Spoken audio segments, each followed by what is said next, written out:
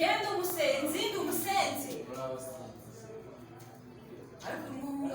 ninde ukugumye yaba bakubwiye ko n'umusenzi bambwiye ko sinarinje ngo musengere ubu barabikwiye rwose idayimona amadayimona akurimo akwiye kukuvamo pfukama ngusengere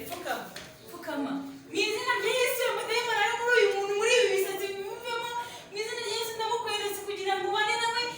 ndokajita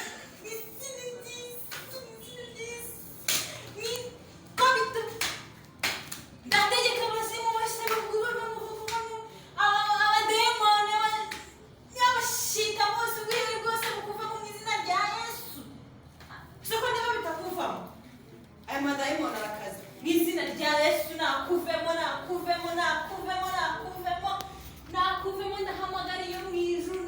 iyo mu ijuru ikuvemo mu izina rya Yesu ni ikitere ariko se amadayimoni tatamuvamo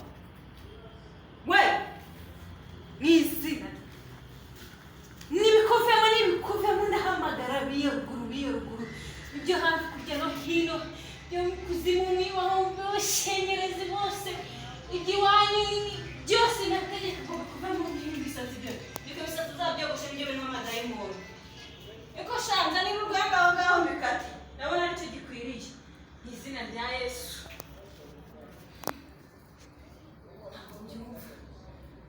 oya ariko Imana yanjye yagiye hehe Mana manuka tubane amadayimoni muri uyu muntu kuko nawe ntabwo ari wowe ngo ndi umusenzi mu izina rya Yesu ibidayimoni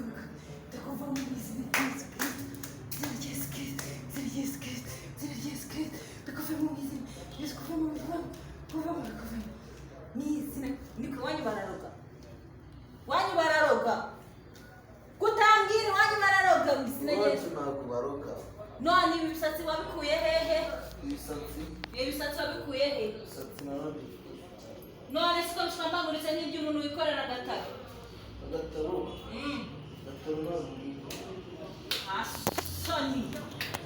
bigomba kukuvamo mu izina rya Yesu iswo akora iki iswo wawe n'umuzunguzayi nta soni wowe ukora iki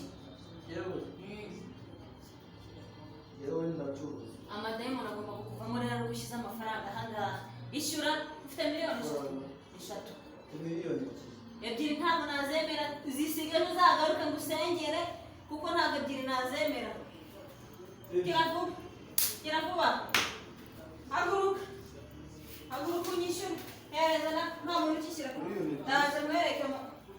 zana wagwa miliyoni